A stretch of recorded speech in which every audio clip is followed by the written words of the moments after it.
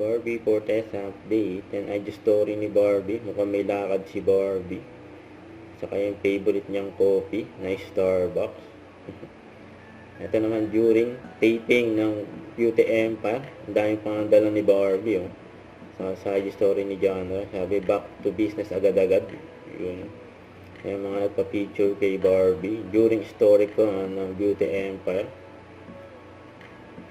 Ayun pa yung mga video ni Barbie sa story ko ng Beauty Empire. Nag-script reading din sila dyan. Ang ganda ni Barbie, naka all white outfit. Beauty Empire soon. And GMA Primetime. Ayan. Pinakilala na yung mga cast ng Beauty Empire. Kaya in-interview si Sam Concepcion and tinanong sa kanya ng media kung sino yung excited na makatrabaho. Ito yung sagot ni Sam.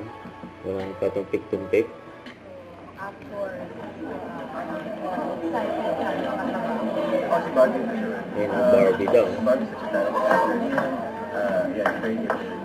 Such a pleasant.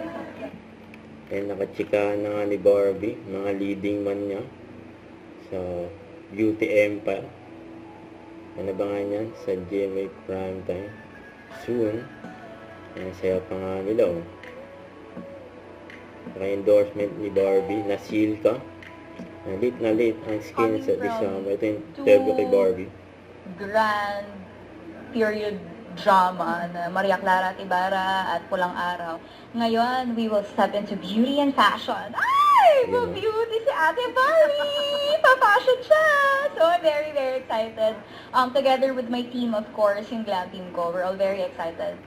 Don't forget to subscribe and click the notification bell for more update. This is Richard Reaction Vlog. Stay tuned for more videos. See ya.